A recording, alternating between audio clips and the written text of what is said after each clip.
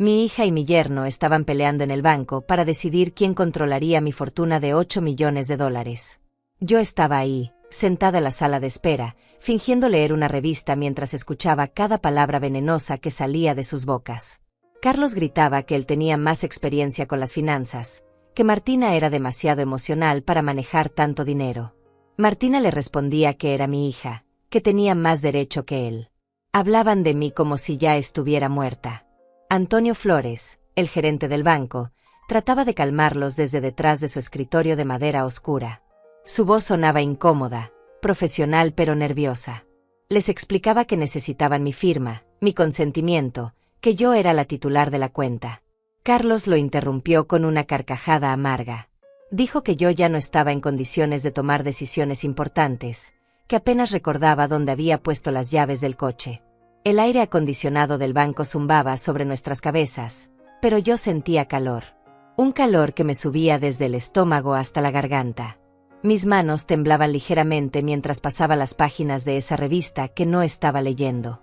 Fotos de cocinas modernas, consejos de jardinería, recetas que nunca haría. Todo parecía tan normal, tan cotidiano, mientras mi mundo se desmoronaba a unos metros de distancia. Martina levantó la voz. Dijo que había cuidado de mí durante años, que había sacrificado su tiempo y su energía para estar conmigo, que merecía esa recompensa. Carlos se rió otra vez, esa risa cruel que ya conocía bien. Le recordó que ella apenas me visitaba, que siempre tenía excusas para no venir a almorzar los domingos, que yo vivía prácticamente sola en esa casa grande. El señor Flores carraspeó.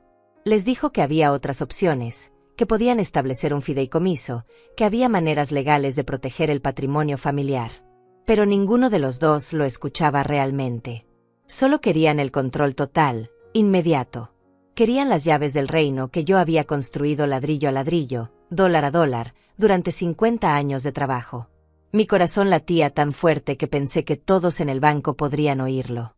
Me quedé inmóvil en esa silla de cuero frío, observando a esas dos personas que decían amarme mientras planeaban mi funeral financiero. Carlos hablaba de inversiones, de fondos de alto rendimiento, de oportunidades que yo no entendería. Martina mencionaba gastos médicos futuros, cuidados especializados, una residencia para personas mayores. Una residencia. Esa palabra me atravesó como un cuchillo. Estaban planeando encerrarme, apartarme, quitarme mi libertad junto con mi dinero. Yo, que había criado a Martina sola después de que su padre nos abandonara. Yo, que trabajé dobles turnos en la fábrica textil para pagarle la universidad privada.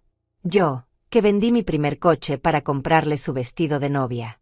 El teléfono del escritorio sonó y Antonio atendió con alivio, probablemente agradecido por la interrupción. Carlos y Martina siguieron discutiendo, pero más bajo, en susurros violentos. Ella le reprochaba que fuera tan obvio con sus intenciones. Él le decía que dejara de hacerse la santa, que los dos sabíamos por qué estaban ahí. Me levanté despacio de la silla. Mis rodillas crujieron ligeramente, pero mis piernas me sostuvieron firme. Caminé hacia el escritorio donde los tres me miraron con sorpresa, como si hubieran olvidado que yo estaba ahí. Como si fuera un mueble más en esa oficina con olor a papel nuevo y ambientador de pino. El señor Flores sonrió, esa sonrisa profesional que había perfeccionado durante años de atender clientes. Me preguntó si necesitaba algo, si quería un vaso de agua. Su amabilidad contrastaba brutalmente con la frialdad que acababa de presenciar. Le dije que no, que solo quería hacer una consulta rápida sobre mis cuentas. Que no tardaría mucho. Martina me miró con impaciencia. Me preguntó qué estaba haciendo, por qué había venido al banco sin avisarle. Su voz tenía ese tono condescendiente que había desarrollado en los últimos años, como si fuera mi madre en lugar de mi hija. Carlos se acomodó en su silla, claramente molesto por la interrupción de sus planes. Les dije que solo quería revisar algunos movimientos, que había notado cosas extrañas en mis estados de cuenta. Mentí. No había notado nada porque ellos se habían encargado de que yo no viera esos papeles desde hacía meses. Pero su reacción me lo confirmó todo. La mirada que intercambiaron, rápida pero reveladora. El nerviosismo de Carlos, que se pasó la mano por el cabello. La forma en que Martina apretó los labios. Antonio abrió su computadora y me pidió mi identificación. Mientras buscaba en mi bolso, Escuché a Carlos murmurar algo sobre perder el tiempo, sobre citas que tenían en la tarde. Martina le hizo una seña para que se callara. Pero yo ya había oído suficiente. Cuando finalmente encontré mi cédula, se la entregué al gerente con manos que ya no temblaban. Una calma extraña había comenzado a instalarse en mi pecho. Una frialdad que no había sentido en años. Antonio tecleó algunos números y frunció el ceño ligeramente. Entonces Martina dijo las palabras que cambiarían todo para siempre. Me miró directamente a los ojos y con una sonrisa que pretendía ser cariñosa pero que no llegaba a ocultar su impaciencia me dijo: «Mamá, mejor regresa a casa y descansa. Nosotros nos encargamos de todo. Tú ya no tienes que preocuparte por estas cosas complicadas». Esas palabras resonaron en mi cabeza mientras caminaba hacia la salida del banco. Tú ya no tienes que preocuparte por estas cosas complicadas. Como si los 8 millones de dólares hubieran aparecido por arte de magia en mi cuenta. Como si no recordara cada sacrificio que hice para construir esa fortuna. Regresé a casa en silencio, conduciendo mi viejo Toyota por las calles que conocía de memoria. Las mismas calles por las que corrí durante años para llegar a tiempo al trabajo, después de dejar a Martina en la escuela. Las mismas calles por las que caminé bajo la lluvia cuando no tenía dinero para el autobús. Me senté en mi cocina, en la misma mesa de madera donde Martina había hecho sus tareas durante toda su infancia. Preparé un té de manzanilla y dejé que los recuerdos llegaran como una avalancha. Recordé cuando tenía 30 años y mi esposo Roberto me abandonó por su secretaria, dejándome sola con una niña de 5 años y una hipoteca que parecía imposible de pagar. Martina lloraba todas las noches preguntando por su papá.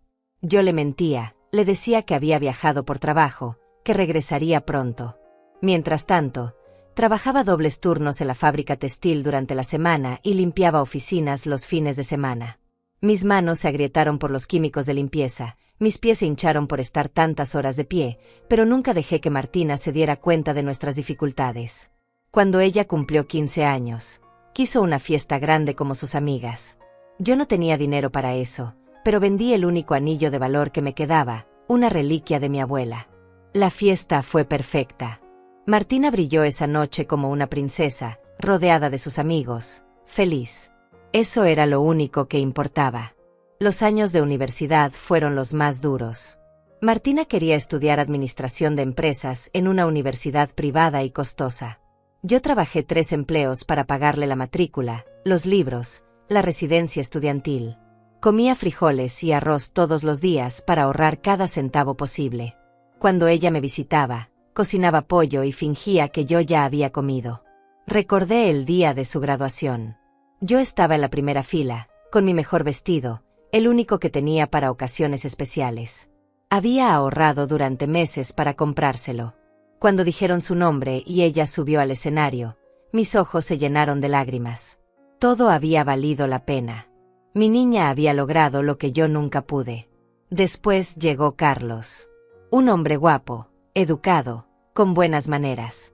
Venía de una familia acomodada y al principio me intimidó un poco. Pero parecía amar genuinamente a Martina, y eso era suficiente para mí. Pagué su boda completa, desde el vestido hasta la luna de miel en Europa. Me endeudé por 2 años, pero mi hija tuvo la ceremonia de sus sueños.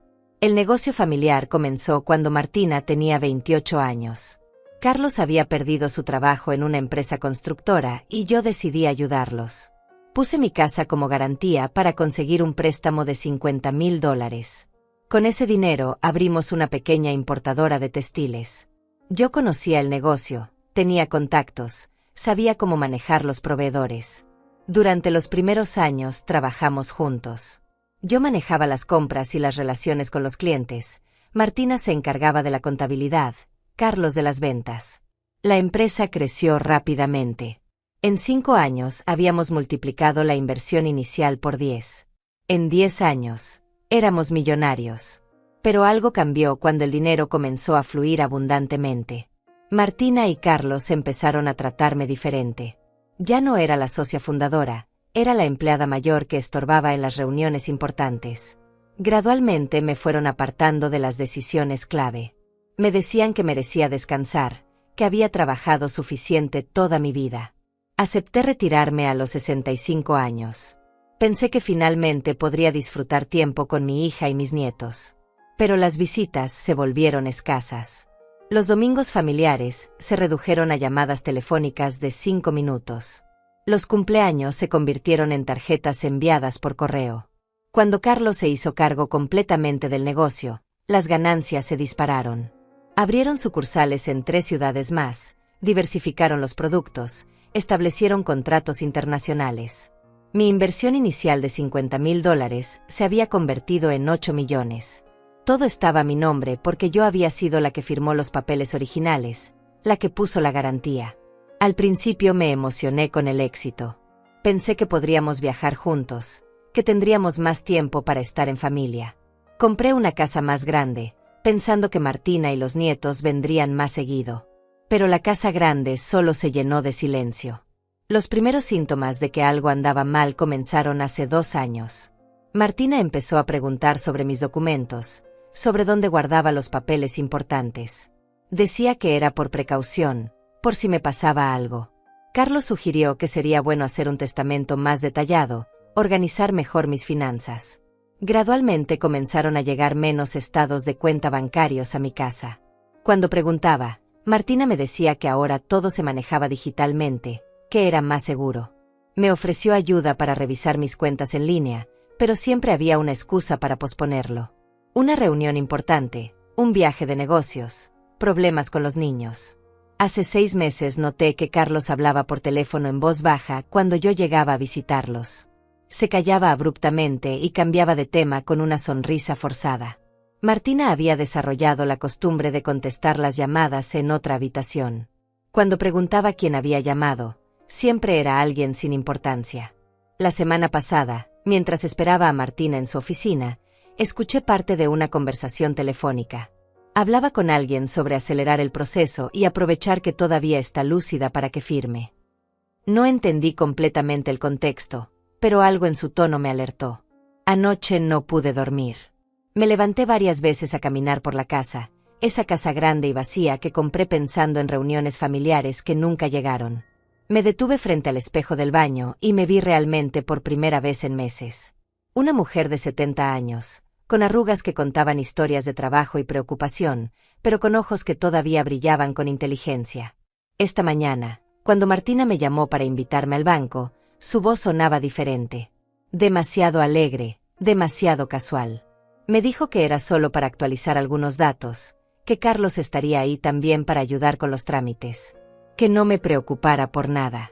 Pero yo ya estaba preocupada. Y después de lo que había escuchado en esa oficina, ya no tenía dudas. Esa noche no logré conciliar el sueño. Las palabras de Martina resonaban en mi cabeza como un eco molesto. Tú ya no tienes que preocuparte por estas cosas complicadas. Me levanté a las 3 de la madrugada y fui a la cocina a prepararme un té. La casa estaba silenciosa. Solo se escuchaba el tic-tac del reloj de pared que había comprado cuando Martina era pequeña. Me senté en la mesa y saqué de un cajón todos los papeles que había logrado reunir en los últimos meses. Estados de cuenta que había conseguido en visitas anteriores al banco, recibos de transferencias, documentos legales del negocio. Los extendí sobre la superficie de madera y comencé a revisar cada cifra con lupa. Había movimientos que no recordaba haber autorizado. Transferencias grandes a cuentas que no conocía. Retiros frecuentes por cantidades considerables. Todo tenía mi firma, pero algunas se veían extrañas, demasiado perfectas, como si hubieran sido practicadas. Mi mano tembló ligeramente al sostener uno de los documentos bajo la luz de la lámpara. Al amanecer llamé al banco. Antonio Flores no estaba disponible, pero hablé con Teresa Silva, otra gerente que conocía desde hacía años. Le pedí que me enviara por correo los estados de cuenta de los últimos 6 meses. Su voz sonó extraña cuando me dijo que esos documentos ya se enviaban regularmente a la dirección que tenían registrada. Le expliqué que no los había recibido. Hubo un silencio incómodo al otro lado de la línea. Teresa me pidió que verificara la dirección. Cuando me la leyó, no era la mía. Era la dirección de la oficina de Carlos y Martina. Me dijo que el cambio se había hecho hace 4 meses, con mi autorización escrita. Yo no recordaba haber firmado nada así. Colgué el teléfono con las manos sudorosas. Mi propia hija había desviado mi correspondencia bancaria sin decirme nada. Había estado manejando mis finanzas a mis espaldas durante meses. La sensación en mi estómago era una mezcla de traición y náusea que no había experimentado desde que Roberto me abandonó. Decidí hacer algo que no había hecho en años: investigar por mi cuenta. Me vestí con mi mejor ropa, tomé mi bolso y conduje hasta el centro de la ciudad. Mi primera parada fue la oficina del contador que había manejado mis impuestos durante la última década, Ignacio Torres. Don Ignacio me recibió con su sonrisa de siempre, pero noté preocupación en sus ojos cuando le expliqué la situación. Revisó sus archivos y me mostró documentos que yo no sabía que existían. Había habido cambios en la estructura fiscal de mis inversiones, modificaciones que según él había autorizado yo misma el año pasado. Me mostró una carta con mi firma donde supuestamente le daba instrucciones para trabajar directamente con Carlos en todos los asuntos relacionados con mis finanzas. La letra era mía, pero no recordaba haber escrito esas palabras. Don Ignacio notó mi confusión y me preguntó si me sentía bien. Le dije que estaba perfectamente lúcida, que solo necesitaba entender qué había pasado con mis documentos. Me ofreció copias de todo y las acepté gratamente. Salí de su oficina con una carpeta llena de papeles que necesitaba estudiar, pero también con la certeza de que mis sospechas tenían fundamento. Mi siguiente parada fue el registro público de la propiedad. Quería verificar el estado de mis bienes inmuebles. La empleada, una mujer joven y eficiente, revisó el sistema con mi número de identificación. Su expresión cambió gradualmente mientras leía la pantalla. Me informó que había habido movimientos recientes en mis propiedades. Algunas habían sido puestas como garantía para préstamos que yo no recordaba haber solicitado. Otras tenían beneficiarios designados en caso de mi muerte, designaciones que tampoco recordaba haber hecho. Todo legal, todo con mi firma, todo sin mi conocimiento consciente. Pedí copias de todos los documentos. La empleada me miró con compasión cuando vio que mis manos temblaban mientras ordenaba los papeles en mi bolso. Me preguntó si tenía algún familiar que pudiera acompañarme. Le dije que estaba bien, que podía manejar la situación sola. Pero no estaba bien. Mientras conducía de regreso a casa, tuve que detenerme 2 veces porque las lágrimas me impedían ver claramente. No eran lágrimas de tristeza solamente, sino de rabia. Una rabia fría y calculadora que comenzaba a crecer en mi pecho como una semilla venenosa. Llegué a casa al atardecer. El teléfono estaba sonando cuando abrí la puerta. Era Martina. Su voz sonaba animada, casi eufórica. Me dijo que había hablado con el señor Flores sobre nuestra visita al banco, que todo había salido muy bien, que pronto tendríamos todo organizado para que yo pudiera vivir más tranquila. Le pregunté qué quería decir con más tranquila. Se rió, esa risa que conocía desde que era niña pero que ahora sonaba diferente, calculada. Me dijo que Carlos y ella habían estado pensando que tal vez sería bueno que yo considerara mudarse a un lugar más pequeño, más manejable. Que ellos podrían ayudarme a encontrar algo bonito, cómodo. Mi sangre se heló. Me preguntó si había pensado en vender la casa, si no me parecía demasiado grande para una persona sola. Sus palabras sonaban cariñosas, pero detrás de cada una había una intención que finalmente podía ver con claridad. No querían cuidarme, querían deshacerse de mí. Le dije que la casa estaba bien para mí, que no tenía intención de mudarme. Hubo un silencio breve al otro lado de la línea. Luego Martina suspiró, como si estuviera hablando con una niña caprichosa. Me dijo que lo habláramos después, cuando estuviera más calmada, cuando pudiera pensar con más claridad. Cuando pudiera pensar con más claridad. Como si estuviera perdiendo la razón. Como si mis 70 años de vida, mis décadas de trabajo y sacrificio, mis millones ganados con esfuerzo, no fueran prueba suficiente de mi capacidad mental. Colgué el teléfono sin despedirme. Me quedé de pie en la cocina, rodeada por el silencio de mi casa vacía, sosteniendo la carpeta con todos los documentos que había recopilado durante el día. La evidencia de una traición sistemática y cuidadosamente planeada. Esa noche preparé mi cena como siempre, pero no tenía apetito. Me senté a la mesa con los papeles extendidos frente a mí y comencé a trazar las conexiones. Cada transferencia, cada cambio de dirección, cada modificación legal seguía un patrón. Me estaban desmantelando financieramente poco a poco, con mi supuesta autorización. El plan era brillante en su simplicidad. Gradualmente me apartarían de mis propias finanzas hasta que dependiera completamente de ellos. Luego me convencerían de mudarme a un lugar más pequeño, vendiendo mi casa. Finalmente, Cuando fuera lo suficientemente vulnerable, tomarían control total de mis 8 millones de dólares. Pero habían cometido un error. Habían asumido que a los 70 años había perdido mi capacidad de observación, mi inteligencia, mi instinto de supervivencia. Habían olvidado que yo había construido esa fortuna desde cero, que había navegado el mundo de los negocios durante décadas, que había criado sola una hija mientras trabajaba 3 empleos. Me levanté de la mesa y guardé todos los documentos en una caja de seguridad que tenía escondida en mi closet. Mañana comenzaría mi propia investigación más profunda. Si querían jugar con mi dinero, tendrían que enfrentarse a la mujer que lo había ganado. Por primera vez en meses, sonreía antes de quedarme dormida. Los siguientes días se convirtieron en una rutina extraña y silenciosa. Por las mañanas, Martina llamaba para preguntarme cómo había dormido, si necesitaba algo del mercado, si quería que pasara a visitarme. Su voz sonaba cariñosa, pero yo ya había aprendido a escuchar las intenciones detrás de las palabras. Cada pregunta era un sondeo, cada oferta de ayuda era una manera de controlar mis movimientos. Le decía que estaba bien, que no necesitaba nada, que tenía planes para el día. Mentía con una facilidad que me sorprendía. Mis planes consistían en sentarme en la sala con una taza de té, observando por la ventana mientras organizaba mis pensamientos. Pero sobre todo, escuchando. Carlos había comenzado a llamar también. Sus conversaciones eran diferentes a las de Martina, más directas, más impacientes.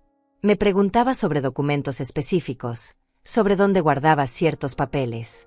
Decía que necesitaba revisar algunos contratos del negocio, que había asuntos legales que requerían mi atención inmediata. Cuando le preguntaba qué tipo de asuntos, se volvía vago. Problemas con proveedores, auditorías pendientes, renovaciones de permisos. Todo sonaba importante y urgente, pero nunca lograba obtener detalles específicos. Siempre terminaba diciendo que era mejor que nos reuniéramos para explicármelo todo en persona. El jueves por la tarde, decidí hacer algo que no había hecho en años: visitar inesperadamente la oficina. Me puse mi mejor vestido, el gris con flores pequeñas que había usado en la graduación de Martina, y conduje hasta el edificio donde funcionaba la empresa que yo había ayudado a crear. La recepcionista me reconoció inmediatamente. Paola Chávez había trabajado para nosotros desde los primeros años, cuando la oficina era solo 2 cuartos pequeños y una máquina de café que siempre se descomponía. Me saludó con genuino cariño, pero noté sorpresa en sus ojos cuando le dije que quería ver a Martina. Me dijo que la señora Martina estaba en una reunión muy importante, pero que podía esperarla en la sala de juntas. Me llevó por un pasillo que ya no reconocía completamente. Habían remodelado, agregado oficinas, cambiado los colores. Todo se veía moderno y próspero, muy diferente a la empresa familiar que recordaba. La sala de juntas tenía ventanas grandes que daban al centro de la ciudad. Me senté en una de las sillas de cuero y esperé. Desde ahí podía escuchar voces en la oficina de al lado, la que había sido mi oficina durante tantos años. Era la voz de Martina, pero también había otras voces que no reconocía. Hablaban de números, de proyecciones, de expansión. Pero luego escuché mi nombre y me concentré para entender mejor. Martina explicaba a alguien que pronto tendrían acceso a una inyección significativa de capital. 8 millones de dólares que les permitirían abrir sucursales en otros países. La otra voz, masculina y formal, preguntaba sobre los plazos. Martina respondió que era cuestión de semanas, que los documentos legales ya estaban casi listos. Solo faltaba convencer a la titular de los fondos de que firmara algunos papeles adicionales. Convencer. Esa palabra me atravesó como un cuchillo. No hablaban de pedirme dinero prestado, no mencionaban devolución ni intereses. Hablaban de convencerme de entregar mis 8 millones como si fuera una donación caritativa. La conversación continuó durante varios minutos más. Escuché detalles sobre planes de inversión, sobre oportunidades en mercados internacionales, sobre la importancia de actuar rápidamente antes de que aparecieran competidores. Todo financiado con mi dinero, todo sin mi conocimiento real de las implicaciones. Cuando finalmente se abrió la puerta de la oficina contigua, me las arreglé para parecer que estaba mirando por la ventana distraídamente. Martina apareció acompañada de 2 hombres en trajes caros que no conocía. Se sorprendió visiblemente al verme, pero se recuperó rápidamente y me saludó con una sonrisa que no llegaba a sus ojos. Me presentó a los señores como socios potenciales de Estados Unidos. Ellos me saludaron educadamente, pero pude ver en sus miradas que sabían exactamente quién era yo y cuál era mi papel en los planes de Martina. Eran miradas de evaluación, como si estuvieran calculando qué tan fácil sería manejarme. Después de que los hombres se fueron, Martina se sentó a mi lado y me preguntó qué me había traído por la oficina. Le dije que extrañaba el ambiente de trabajo, que quería ver cómo iban las cosas. Se rió nerviosamente y me dijo que todo marchaba muy bien, mejor de lo que habíamos esperado cuando comenzamos. Le pregunté sobre los planes de expansión que había mencionado. Su expresión cambió sutilmente, se volvió más cautelosa. Me dijo que eran solo ideas preliminares, que aún no había nada concreto, que cuando hubiera algo definido, por supuesto me lo comentaría. Pero yo ya no necesitaba que me comentara nada. Había escuchado suficiente para entender que mis 8 millones ya estaban comprometidos en su mente, que los contratos con esos socios estadounidenses probablemente ya estaban en proceso, que mi firma en los documentos del banco era solo una formalidad para acceder a un dinero que ya consideraban suyo. Esa noche, cuando regresé a casa, encontré un sobre bajo mi puerta. Dentro había documentos de una empresa de mudanzas, con una cotización detallada para trasladar todas mis pertenencias a un apartamento más pequeño. La dirección era de un complejo residencial para personas mayores a las afueras de la ciudad. No había nota explicativa, no había remitente identificado. Pero la cotización estaba fechada para la semana siguiente e incluía servicios de empaque completo, como si ya estuviera decidido que me mudaría. Me senté en mi sala, rodeada por los muebles que había comprado uno a uno durante años de trabajo duro, y sentí una claridad fría instalarse en mi mente. No era paranoia, no era confusión senil. Era una conspiración real y bien organizada para deshacerse de mí y quedarse con mi dinero. El teléfono sonó cerca de las 9 de la noche. Era Carlos. Su voz sonaba más firme que de costumbre, menos fingidamente amable. Me dijo que necesitaba verme urgentemente, que había surgido una oportunidad de inversión que no podíamos dejar pasar, que requería una decisión rápida. Le pregunté de qué se trataba. Me habló de un contrato con compradores internacionales, de la necesidad de capital inmediato para asegurar el trato. Dijo que si actuábamos rápido, podríamos triplicar la inversión en menos de un año. Pero necesitaba mi autorización para usar mis fondos como garantía. Le dije que necesitaba tiempo para pensarlo, que no me gustaba tomar decisiones importantes por teléfono. Se impacientó visiblemente, aunque trató de disimularlo. Me dijo que el tiempo era crucial, que otros inversionistas estaban interesados en la misma oportunidad. Cuando colgué, supe que habían decidido acelerar sus planes. Tal vez mi visita a la oficina los había puesto nerviosos. Tal vez había notado que ya no era tan fácil de manipular como habían esperado. O tal vez simplemente estaban ansiosos por tener acceso a mis 8 millones de dólares. Esa noche no dormí nada. Me quedé despierta, sentada en la cocina, bebiendo té y mirando las fotos de Martina que tenía en el refrigerador. Su primera comunión, su graduación de secundaria, su boda. En todas sonreía genuinamente, con amor, con gratitud hacia la madre que había sacrificado todo por ella. ¿En qué momento esa niña agradecida se había convertido en una mujer que planeaba robarme todo lo que tenía? ¿En qué momento había decidido que mi vida ya no tenía valor, que mi dinero era más importante que mi bienestar? Al amanecer tomé una decisión. Si querían jugar a ser más astutos que yo, tendrían que enfrentarse a 50 años de experiencia en el mundo real. Había sobrevivido al abandono, a la pobreza, a las dificultades de criar sola a una hija. No iba a dejar que esa misma hija me destruyera en mis últimos años. Era hora de contraatacar. El viernes por la mañana me desperté con una determinación que no había sentido en años. Había pasado 4 días recopilando evidencias. Ahora era momento de actuar. Me vestí con cuidado. Elegí mi traje beige más formal, el que usaba cuando tenía reuniones importantes en los primeros años del negocio.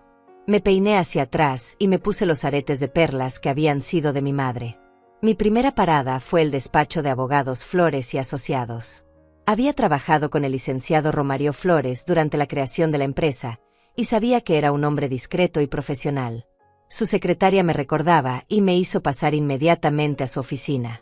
Don Romario se sorprendió de verme después de tantos años, pero su sorpresa se convirtió en preocupación cuando le expliqué la situación. Le mostré todos los documentos que había recopilado, las transferencias no autorizadas, los cambios de dirección postal, las modificaciones en mis propiedades. Estudió cada papel con meticulosidad profesional. Me confirmó lo que ya sospechaba: alguien había estado falsificando mi firma de manera sistemática. Las diferencias eran sutiles, pero un análisis grafológico las revelaría inmediatamente. Me explicó que constituía fraude documental y apropiación indebida, delitos graves que podrían resultar en años de prisión. Le pedí que mantuviera absoluta confidencialidad sobre mi visita. Necesitaba tiempo para organizar mi estrategia antes de tomar acciones legales. Me aseguró que podía contar con su discreción y me dio su tarjeta personal con un número directo. Salí del despacho con una sensación de alivio. No estaba loca, no estaba imaginando cosas. Un profesional del derecho había confirmado que era víctima de un fraude elaborado. Pero también sentía una tristeza profunda. La hija que había criado con tanto amor se había convertido en una criminal. Mi siguiente parada fue el Banco Central de la ciudad, donde tenía otra cuenta que Martina y Carlos desconocían.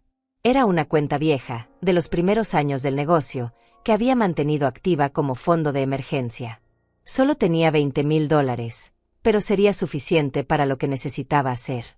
Hablé con la gerente, una mujer eficiente llamada Lourdes Torres. Le expliqué que quería transferir dinero desde mi cuenta principal en el otro banco. Me ayudó a completar los formularios y me aseguró que la operación sería confidencial.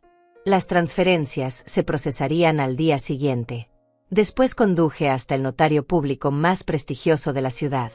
El licenciado Tales Chávez tenía fama de ser incorruptible y meticuloso. Le expliqué que necesitaba hacer cambios importantes en mi testamento y en la distribución de mis bienes. Quería asegurarme de que todo estuviera legalmente blindado. Don Tales revisó mi testamento actual y frunció el ceño. Me mostró varias cláusulas que no recordaba haber autorizado, beneficiarios adicionales que habían sido agregados recientemente. Una vez más, mi supuesta firma autorizaba cambios que jamás había aprobado conscientemente. Le pedí que preparara un testamento completamente nuevo, revocando todos los anteriores. Esta vez, yo dictaría cada palabra, cada cláusula, cada beneficiario.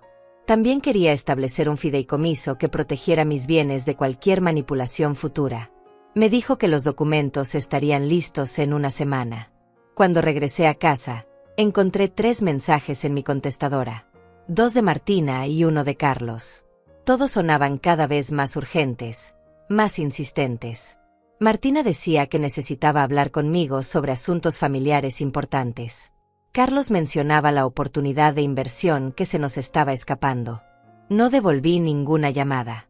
En lugar de eso, preparé una lista detallada de todas mis cuentas bancarias, propiedades, inversiones y documentos importantes. Cada ítem tenía su ubicación exacta, números de cuenta, contactos relevantes. Era un inventario completo de mis $8 millones. Esa tarde recibí una visita inesperada. Martina llegó sin avisar, con una expresión de preocupación exagerada. Me dijo que había estado tratando de comunicarse conmigo todo el día, que se había preocupado cuando no respondí sus llamadas. Sus ojos escanearon la sala, como si buscara algo específico. Le ofrecí té y nos sentamos en la sala. Me preguntó cómo me había sentido últimamente, si había tenido problemas para recordar cosas, si me sentía confundida con frecuencia. Sus preguntas sonaban como un interrogatorio médico disfrazado de preocupación maternal. Le aseguré que me sentía perfectamente bien, que mi memoria estaba intacta, que no tenía ningún problema cognitivo. Ella insistió, mencionó que a veces las personas mayores no se dan cuenta cuando empiezan a tener dificultades. Que tal vez sería bueno hacer una evaluación médica, solo por precaución. Me di cuenta de que estaba construyendo un expediente. Si en algún momento necesitaban demostrar que yo no era competente para manejar mis finanzas, estas conversaciones serían su evidencia. Cada pregunta sobre mi memoria, cada sugerencia sobre exámenes médicos, era parte de un plan para declararme mentalmente incapacitada. Le dije que me sentía ofendida por sus insinuaciones. Que había manejado millones de dólares durante décadas, que había criado exitosamente a una hija, que había construido un negocio próspero desde cero. Su expresión cambió. Se volvió más fría, más calculadora. Me dijo que justamente por eso se preocupaba. Que había sido muy responsable toda mi vida, pero que ahora era momento de descansar, de dejar que otros se hicieran cargo de las decisiones difíciles. Que Carlos y ella solo querían protegerme de las presiones y responsabilidades financieras. Cuando se fue, me quedé sentada en mi sala, rodeada por el silencio pesado de la traición confirmada. Mi propia hija estaba trabajando activamente para declararme incompetente, para justificar el robo de mis bienes como una medida de protección. Esa noche llamé a don Romario desde mi teléfono personal. Le conté sobre la visita de Martina, sobre sus preguntas insistentes sobre mi salud mental. Me aconsejó que me hiciera un examen médico completo inmediatamente, con un doctor independiente de mi elección. La documentación médica de mi competencia mental sería crucial si el caso llegaba a los tribunales. También me sugirió que comenzara a grabar nuestras conversaciones telefónicas, que documentara cada encuentro, cada presión que ejercieran sobre mí. Me explicó que en casos de abuso financiero contra personas mayores, la evidencia era fundamental para demostrar manipulación y coerción. El sábado por la mañana fui al consultorio del doctor Antonio Silva, mi médico de cabecera durante los últimos 15 años. Le expliqué la situación sin entrar en detalles familiares específicos. Solo le dije que necesitaba una evaluación médica completa que documentara mi estado físico y mental. El doctor Silva realizó todos los exámenes posibles. Pruebas de memoria, evaluaciones cognitivas, análisis de sangre, revisión neurológica. Los resultados fueron categóricos. Tenía la salud mental de una mujer de 50 años y la capacidad cognitiva completamente intacta. Me entregó un informe médico detallado que certificaba mi competencia mental absoluta. Lo guardé en mi caja de seguridad junto con todos los otros documentos que había estado recopilando. Mi arsenal legal crecía día a día. El domingo Carlos me llamó nuevamente. Esta vez su voz sonaba diferente, más agresiva, menos paciente. Me dijo que la oportunidad de inversión se cerraría el lunes, que necesitábamos actuar inmediatamente, que había preparado todos los documentos, que solo necesitaba mi firma. Le pregunté dónde estaban esos documentos. Me dijo que los llevaría a mi casa esa misma tarde, que podríamos revisarlos juntos. Que había calculado que mis 8 millones podrían convertirse en 24 millones en menos de 2 años. 24 millones. La cifra me pareció ridículamente exagerada, obviamente diseñada para deslumbrarme. Ninguna inversión legítima prometía triplicar el capital en tan poco tiempo sin riesgos enormes. Era el anzuelo final de su trampa. Le dije que estaría esperándolo. Cuando colgué, sonreí por primera vez en días. Habían decidido mostrar sus cartas completamente. Era exactamente lo que necesitaba para completar mi plan. Esa tarde, mientras esperaba la visita de Carlos, organicé todos mis documentos en orden cronológico. Las pruebas del fraude, los informes médicos, los análisis legales, todo estaba listo. También preparé mi grabadora digital, la misma que había usado años atrás para reuniones de negocios importantes. Cuando Carlos tocó el timbre, estaba completamente preparada para la confrontación final. Carlos llegó esa tarde cargando un maletín de cuero negro y una sonrisa que pretendía ser tranquilizadora. Vestía uno de sus trajes caros, el gris oscuro que usaba para reuniones importantes, y traía consigo el aroma de su colonia cara. Se veía confiado, como un hombre que está a punto de cerrar el negocio de su vida. Lo recibí en la sala con mi mejor actuación de abuela confundida, pero bien intencionada. Le ofrecí café y galletas, le pregunté por los niños, hice todos los comentarios que una mujer de 70 años haría en una situación normal. Él respondía con paciencia exagerada, como si estuviera hablando con una persona de capacidades limitadas. Abrió su maletín sobre la mesa de centro y sacó una carpeta gruesa llena de documentos. Me explicó con voz condescendiente que había encontrado la oportunidad perfecta para multiplicar mi dinero. Una empresa estadounidense necesitaba capital para expandirse a Latinoamérica, y estaban ofreciendo rendimientos extraordinarios a inversionistas selectos.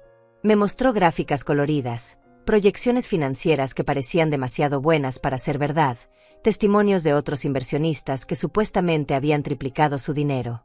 Todo el paquete estaba diseñado profesionalmente para impresionar a alguien que no entendiera de finanzas. Mientras él hablaba, yo asentía y hacía preguntas ingenuas. Le pedí que me explicara términos que conocía perfectamente. Fingí no entender conceptos básicos de inversión. Carlos se volvía cada vez más condescendiente, más seguro de que me tenía completamente engañada. La grabadora digital estaba funcionando perfectamente, oculta detrás de un jarrón en la mesa lateral. Cada palabra que decía, cada promesa exagerada, cada mentira elaborada quedaba registrada para la posteridad. Mi abogado tendría evidencia más que suficiente para demostrar el intento de fraude. Carlos finalmente llegó al punto crucial. Sacó varios documentos que requerían mi firma. Poderes notariales que le darían control total sobre mis cuentas bancarias, autorizaciones para transferir fondos, documentos que esencialmente me convertirían en una figura decorativa en el manejo de mi propio dinero. Me explicó con paciencia fingida que estos papeles eran solo formalidades legales, que me protegerían de la responsabilidad si algo salía mal con la inversión, que él se haría cargo de todos los detalles técnicos, que yo no tendría que preocuparme por nada complicado. Tomé los documentos y fingí leerlos con dificultad, como si las letras pequeñas me causaran problemas. En realidad, estaba analizando cada cláusula, cada implicación legal. Eran documentos de apropiación total, redactados por abogados competentes pero inescrupulosos. Le dije que necesitaba tiempo para pensarlo, que era mucho dinero y quería estar segura. Carlos se impacientó visiblemente, aunque trató de disimularlo. Me recordó que la oportunidad se cerraría al día siguiente, que otros inversionistas estaban esperando su decisión. Insistió en que confiara en él, que había manejado inversiones similares antes, que tenía experiencia en mercados internacionales. Me recordó todo lo que había hecho por la familia, cómo había cuidado de Martina, cómo había ayudado a hacer crecer el negocio familiar. Sus palabras me dolieron más de lo que esperaba. Había cuidado de Martina, eso era cierto. Pero ahora estaba usando ese cuidado como justificación para robarme. Había ayudado con el negocio, pero solo después de que yo pusiera todo el capital inicial y asumiera todos los riesgos. Le pregunté qué pasaría si la inversión salía mal, si perdíamos todo el dinero. Me aseguró que eso era imposible, que la empresa estadounidense tenía garantías bancarias sólidas. Cuando le pedí ver esas garantías, se volvió evasivo. Dijo que eran documentos confidenciales que solo se compartían después de firmar los acuerdos preliminares. Decidí presionarlo un poco más. Le pregunté por qué necesitaba que yo firmara poderes tan amplios si la inversión era tan segura. Su máscara de paciencia comenzó a resquebrajarse. Me dijo con voz más firme que en inversiones de esta magnitud era normal que hubiera procedimientos específicos. Fingí estar confundida por su cambio de tono. Le dije que no me gustaba cuando me hablaba así, que me recordaba a su padre cuando perdía la paciencia conmigo. Esa comparación lo enfureció visiblemente, aunque trató de controlarse. Se disculpó con una sonrisa forzada y volvió a su tono condescendiente. Me explicó que solo estaba preocupado por mi bienestar financiero, que quería asegurarme un futuro cómodo. Que 8 millones parecían mucho dinero, pero que con la inflación y los gastos médicos futuros, tal vez no serían suficientes. Gastos médicos futuros. Ahí estaba la amenaza velada. La implicación de que pronto necesitaría cuidados costosos, que estaría a merced de decisiones que otros tomarían por mí. Era su manera de recordarme que mi autonomía tenía fecha de vencimiento. Le dije que me sentía perfectamente bien de salud, que mi doctor acababa de confirmar que estaba en excelente condición física y mental. Carlos frunció el ceño ligeramente. Probablemente no esperaba que hubiera ido al médico por mi propia iniciativa. Cambió de estrategia y comenzó a hablar sobre Martina. Me dijo que mi hija estaba muy preocupada por mí, que había notado algunos cambios en mi comportamiento últimamente. Que tal vez yo no me daba cuenta, pero que había momentos en que parecía confundida o desorientada. Era la misma línea que había usado Martina. Estaban coordinando sus esfuerzos para construir una narrativa de deterioro mental que justificaría su control sobre mis finanzas. Cada conversación era parte de un expediente que usarían contra mí si era necesario. Les seguí el juego. Fingí preocupación por esos supuestos lapsos de memoria que ellos habían inventado. Les pedí ejemplos específicos. Carlos mencionó ocasiones vagas en que supuestamente había repetido conversaciones o había olvidado compromisos importantes. Sabía que estaba mintiendo porque recordaba perfectamente cada encuentro que habíamos tenido en los últimos meses. Mi memoria estaba intacta, pero él necesitaba crear dudas sobre mi competencia mental para proceder con su plan. Finalmente le dije que firmaría los documentos, pero que quería hacerlo en presencia de mi abogado. Carlos se tensó inmediatamente. Me preguntó por qué necesitaba un abogado si confiaba en él. Le expliqué que era solo por precaución, que siempre había manejado mis asuntos importantes con asesoría legal. Su actitud cambió completamente. Ya no era el yerno paciente y cariñoso. Se volvió frío, calculador. Me dijo que involucrar abogados complicaría innecesariamente el proceso, que retrasaría la inversión hasta que fuera demasiado tarde. Le sostuve la mirada sin parpadear. Por primera vez en meses, no fingí ser la abuela frágil que él esperaba.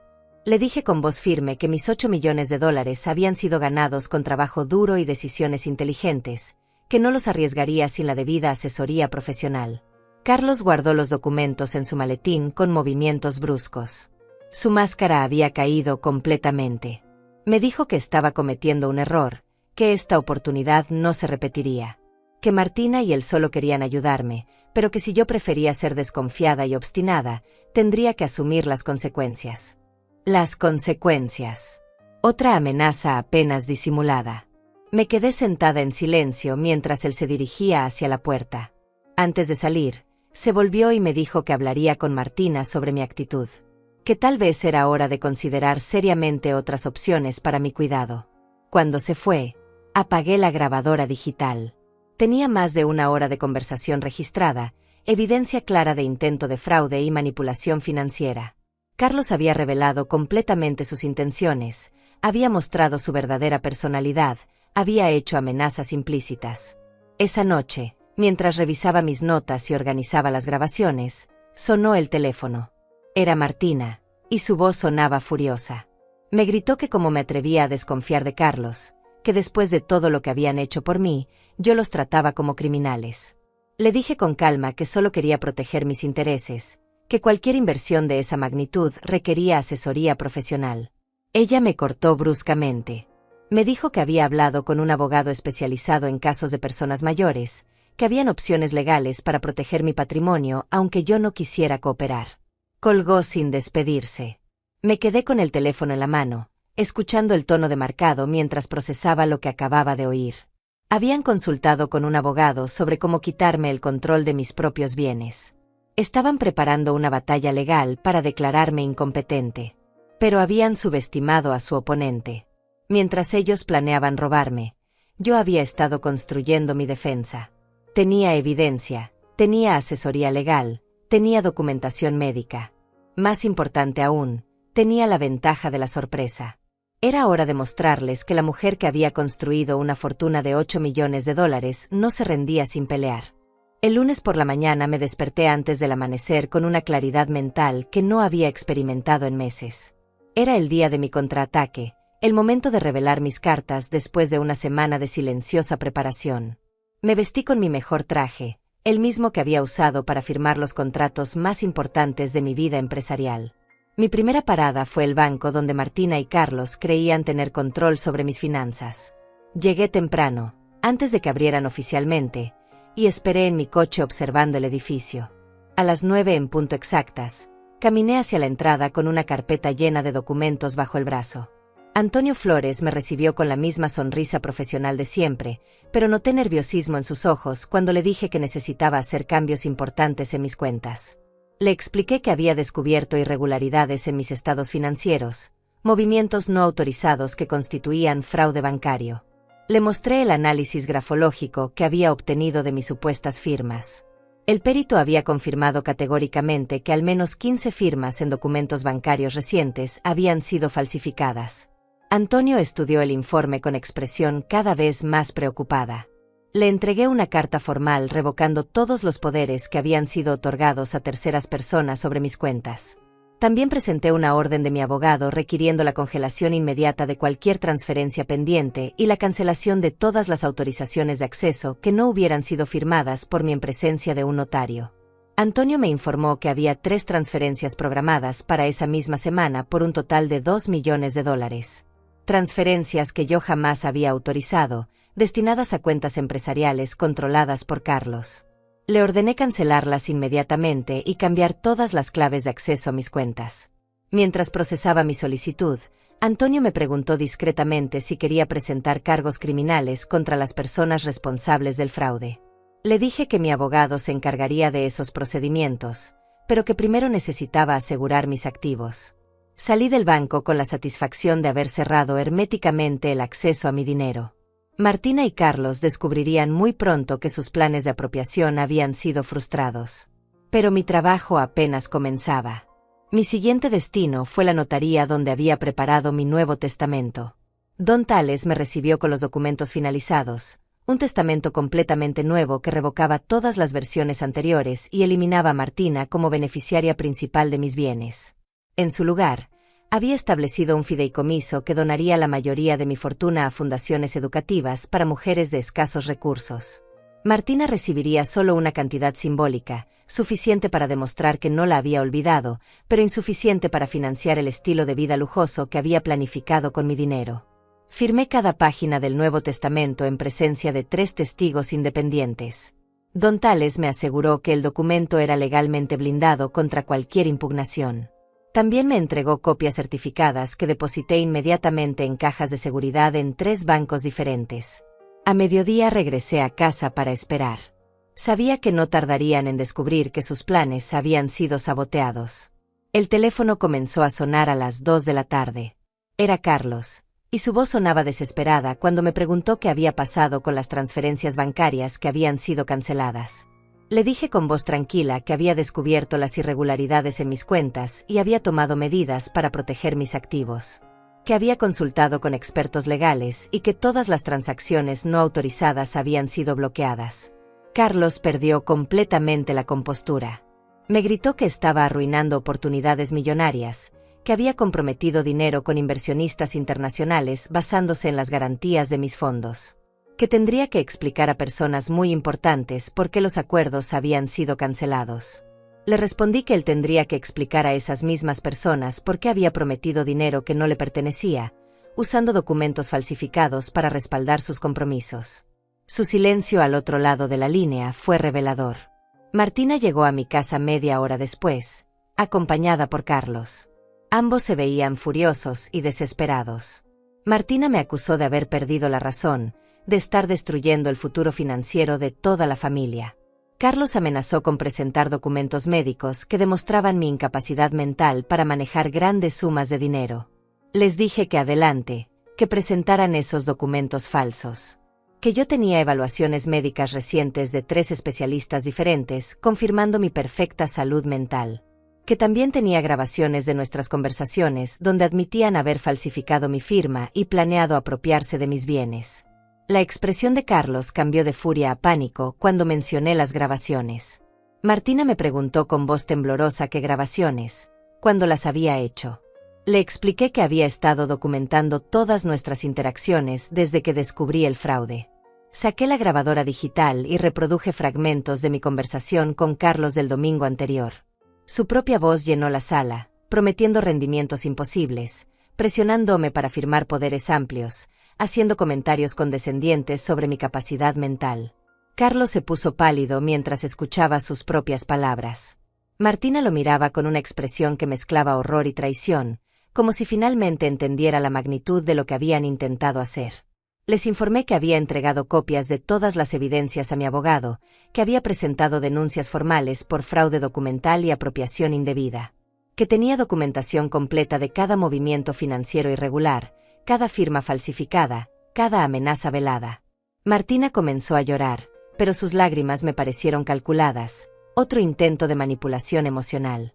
Me suplicó que considerara las consecuencias para los nietos, que pensara en la reputación familiar, que todo había sido un malentendido, que solo querían protegerme. Le dije que proteger a alguien no requería robar su dinero ni falsificar documentos legales, que si realmente se hubieran preocupado por mi bienestar, habrían hablado conmigo honestamente sobre sus inquietudes financieras. Carlos trató una última estrategia desesperada. Me ofreció devolver todo el dinero que habían movido, cancelar todos los compromisos que habían hecho, firmar cualquier documento que yo quisiera. A cambio, solo me pedía que no presentara cargos criminales. Le pregunté cuánto dinero habían gastado ya de mis fondos. Su silencio fue respuesta suficiente. Me di cuenta de que habían usado mis millones como garantía para préstamos personales, habían financiado inversiones arriesgadas, habían vivido por encima de sus posibilidades asumiendo que pronto tendrían acceso total a mi fortuna. Les expliqué que ya no había vuelta atrás. que habían cruzado una línea que no se podía borrar, que durante meses habían conspirado para robarme, habían falsificado documentos, habían planeado declararme incompetente para justificar su apropiación de mis bienes. Martina me preguntó con voz quebrada si realmente iba a destruir a su propia familia por dinero. Le respondí que ellos habían destruido nuestra familia cuando decidieron que mi dinero era más importante que mi dignidad, que yo no estaba luchando por dinero, sino por mi derecho a vivir mis últimos años con autonomía y respeto. Carlos se levantó bruscamente de la silla. Me dijo que esto no había terminado, que tenían abogados también, que pelearían por lo que consideraban legítimamente suyo. Le recordé que mi dinero había sido ganado con mi trabajo, que ellos no tenían derecho legal ni moral sobre mis bienes. Cuando se dirigían hacia la puerta, Martina se volvió para hacer un último intento. Me dijo que todo esto era culpa de mi soledad, que si hubiera aceptado su ayuda desde el principio, nada de esto habría pasado, que aún estaba a tiempo de reconsiderar, de volver a ser la familia unida que habíamos sido. Le dije que una familia unida se construye sobre amor y respeto mutuo, no sobre planes de apropiación financiera. Que la madre que había sacrificado todo por ella se merecía mejor que ser tratada como un obstáculo para sus ambiciones económicas. Después de que se fueron, me quedé sentada en mi sala, rodeada por un silencio que por primera vez en meses no me parecía pesado sino liberador. Había confrontado a mis propios depredadores, había expuesto su plan, había protegido mis activos. El teléfono sonó esa noche. Era el licenciado Romario, mi abogado. Me informó que Carlos había contactado su despacho esa tarde, ofreciendo llegar a un acuerdo extrajudicial. Quería negociar una suma específica a cambio de que yo retirara todas las denuncias. Le dije que no había nada que negociar, que procediera con todas las acciones legales, que presentara todos los cargos criminales correspondientes, que después de 50 años construyendo mi patrimonio honestamente, no iba a permitir que me lo robaran en mis últimos años. Esa noche dormí profundamente por primera vez en semanas. Había tomado control de mi vida nuevamente. Los siguientes días fueron una cascada de consecuencias que observé con una mezcla de satisfacción y tristeza. El martes por la mañana, el licenciado Romario me llamó para informarme que las autoridades habían congelado todas las cuentas bancarias de Carlos y Martina como parte de la investigación por fraude financiero. Sus activos estaban siendo auditados para determinar qué parte provenía de fondos apropiados ilegalmente. Esa misma tarde recibí una llamada desesperada de Martina. Su voz sonaba completamente diferente, quebrada, sin rastro de la arrogancia que había mostrado durante meses. Me suplicó que la ayudara, que no podía acceder a su dinero, que los bancos le habían cancelado sus tarjetas de crédito, que Carlos estaba furioso y la culpaba a ella por haber subestimado mi capacidad de reacción. Le dije con voz calmada que las consecuencias de sus acciones apenas comenzaban, que cuando uno comete fraude contra instituciones financieras, el sistema legal no perdona, que ella había elegido ser una criminal, y ahora tendría que enfrentar las consecuencias como cualquier criminal. Me colgó sin despedirse, pero pude escuchar que estaba llorando. Por un momento sentí el impulso maternal de protegerla, de encontrar una manera de ayudarla. Pero recordé las grabaciones, las firmas falsificadas, los meses de manipulación y engaño. Había criado a esa mujer con amor y sacrificio, pero no podía salvarla de las decisiones que había tomado como adulta. El miércoles, Antonio Flores me visitó en casa para entregarme personalmente un informe detallado de todas las transacciones irregulares que habían descubierto en mis cuentas. El total de dinero que Carlos y Martina habían movido sin mi autorización ascendía a $3.200.000. Habían usado mis fondos para comprar una casa en la playa valorada en $1,500,000, habían invertido en 2 restaurantes que estaban perdiendo dinero, habían prestado $500,000 a amigos que nunca se los devolvieron. También habían gastado cantidades obscenas en viajes, joyas, coches de lujo y tarjetas de crédito sin límite. Pero lo que más me dolió fue descubrir que habían usado mi dinero para pagar abogados especializados en declarar personas mayores como mentalmente incompetentes. Habían invertido $50,000 en construir un caso legal para quitarme mi autonomía financiera. Antonio me explicó que el banco había iniciado su propia investigación interna para determinar cómo habían logrado falsificar tantos documentos sin ser detectados. Habían encontrado evidencia de que alguien dentro de la institución había facilitado el proceso, probablemente a cambio de dinero. Esa tarde recibí una visita inesperada. Era Paola Chávez, la recepcionista de la empresa que yo había ayudado a crear. Venía con lágrimas en los ojos y una carta de renuncia en las manos. Me dijo que no podía seguir trabajando para personas que habían traicionado a la mujer que había hecho posible sus empleos. Me contó que la oficina estaba en caos. Los socios estadounidenses habían cancelado todos los contratos cuando descubrieron que las garantías financieras eran fraudulentas. 3 empleados habían renunciado cuando se enteraron de lo que Carlos y Martina habían intentado hacerme. Los proveedores estaban exigiendo pagos inmediatos porque sus cuentas bancarias estaban congeladas. Paola me confesó que había sabido que algo extraño estaba pasando desde hacía meses. Que había visto documentos con mi firma que parecían diferentes, que había escuchado conversaciones telefónicas donde hablaban de acelerar el proceso con la vieja. Pero había asumido que yo estaba de acuerdo con todo. Le dije que entendía su posición, que no la culpaba por no haber intervenido, que empleados honestos no deberían tener que sospechar de fraude por parte de sus jefes. Le di una carta de recomendación y le aseguré que la ayudaría a encontrar un nuevo empleo. El jueves por la noche, Carlos apareció en mi puerta. Se veía completamente derrotado, con ojeras profundas y ropa arrugada. Ya no era el hombre seguro y arrogante que había intentado estafarme días atrás. Me suplicó que habláramos, que encontráramos una solución que no destruyera completamente sus vidas. Le permití entrar, pero mantuve la grabadora digital encendida.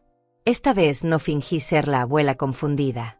Lo miré directamente a los ojos mientras él me explicaba que todo había sido idea de Martina, que él solo había seguido sus instrucciones, que nunca había querido lastimarme. Le dije que había escuchado las grabaciones suficientes veces como para saber que él había sido el cerebro de la operación, que había sido su voz la que prometía rendimientos imposibles, su mano la que había falsificado mis firmas, su plan el que involucraba declararme mentalmente incompetente. Carlos cambió de estrategia y trató de apelar a mi lado emocional. Me habló de mis nietos, de cómo esta situación los afectaría. Me dijo que los niños me extrañaban, que preguntaban por qué ya no los visitaba, que no merecían sufrir por los errores de sus padres. Sus palabras me dolieron porque eran ciertas. Amaba a mis nietos y extrañaba nuestros domingos juntos. Pero también sabía que Carlos estaba usando mi amor por ellos como otra forma de manipulación. Que si cedía ahora, estaría enseñándoles que el crimen familiar era perdonable. Le expliqué que mis nietos aprenderían una lección valiosa de esta situación, que las acciones tienen consecuencias, que nadie está por encima de la ley, que el respeto a los mayores no es opcional. Que preferían tener una abuela pobre pero digna que una abuela rica pero humillada. Carlos finalmente se quebró. Me confesó que habían gastado casi todo el dinero que habían tomado de mis cuentas. Que habían asumido compromisos financieros basándose en la certeza de que pronto controlarían mis 8 millones. Que ahora debían dinero a personas peligrosas que no aceptarían excusas. Me pidió que al menos los ayudara a devolver el dinero prestado, que después de eso desaparecerían de mi vida para siempre. Que no volvería a verlos ni a saber de ellos, pero que no los dejara en manos de acreedores violentos.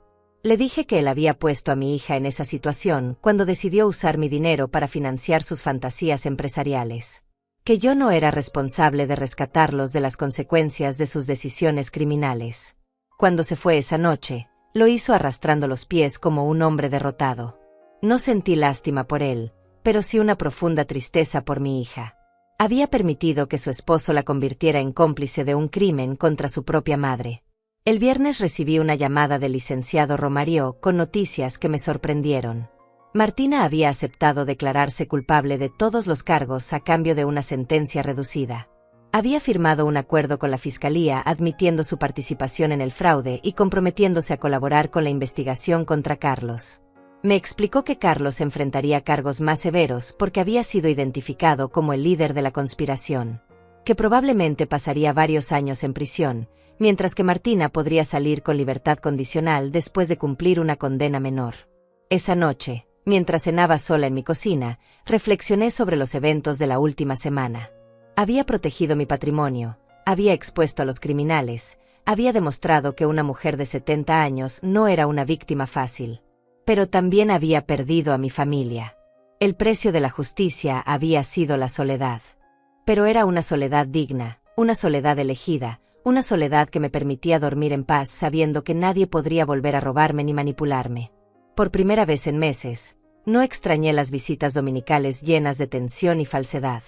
Mi casa estaba silenciosa, pero era mi casa. Mi dinero estaba seguro, y era mi dinero.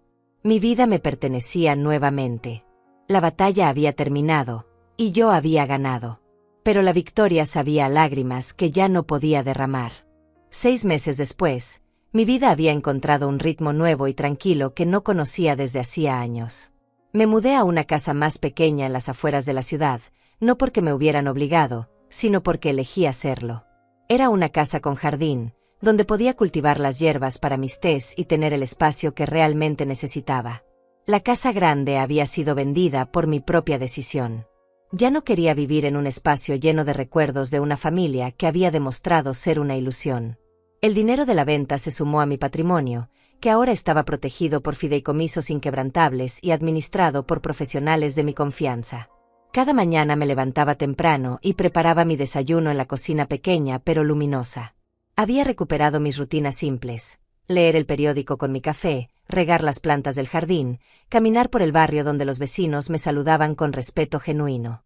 Los procesos legales habían concluido como el licenciado Romario había predicho. Carlos fue sentenciado a 5 años de prisión por fraude agravado y falsificación de documentos. Martina recibió 2 años de libertad condicional y la obligación de asistir a terapia psicológica para entender las implicaciones de sus acciones. Durante el juicio, tuve que testificar sobre los meses de manipulación y engaño que había sufrido. Fue doloroso revivir cada conversación, cada mentira, cada momento en que había dudado de mi propia percepción de la realidad. Pero también fue liberador poder contar mi historia completa ante un tribunal que validó mi experiencia. El juez, un hombre mayor con ojos comprensivos, comentó al final del proceso que mi caso había puesto en evidencia un problema creciente en la sociedad: el abuso financiero contra personas mayores por parte de sus propios familiares. Que mi valentía para denunciar y luchar contra el fraude podría ayudar a otras víctimas a encontrar su voz. 3 meses después del juicio, recibí una carta de Martina desde el centro de rehabilitación donde cumplía su servicio comunitario. Era una carta larga, escrita a mano, donde me pedía perdón por todo el daño que me había causado. Decía que la terapia la había ayudado a entender que había perdido de vista sus valores fundamentales en la búsqueda de riqueza fácil. Leí la carta varias veces, buscando señales de manipulación o falsedad. Pero las palabras sonaban genuinas, llenas de una tristeza que reconocí como real.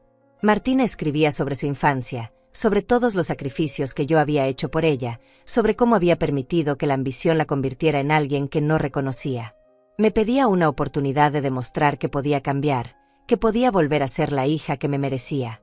Pero también entendía si yo no podía perdonarla, si el daño había sido demasiado profundo para repararlo. Guardé la carta en un cajón de mi escritorio sin responderla inmediatamente. Necesitaba tiempo para procesar mis sentimientos, para decidir si había espacio en mi nueva vida para una relación reconstruida con mi hija. Mientras tanto, había comenzado a encontrar propósito en actividades que me llenaban de satisfacción real. Me uní a un grupo de mujeres mayores que se reunían semanalmente para compartir experiencias y apoyarse mutuamente. Algunas habían pasado por situaciones similares a la mía, otras enfrentaban diferentes desafíos del envejecimiento. También comencé a hacer trabajo voluntario en un centro de asesoría legal para personas de escasos recursos. Mi experiencia en el mundo de los negocios y mi reciente batalla legal me habían dado conocimientos que podía compartir con otras mujeres que enfrentaban abusos financieros. Una tarde, mientras ayudaba a una señora de 80 años a entender que su hijo estaba robando su pensión, me di cuenta de cuánto había crecido durante mi propia crisis. Ya no era solo una víctima que había logrado defenderse, sino alguien que podía ayudar a otros a protegerse.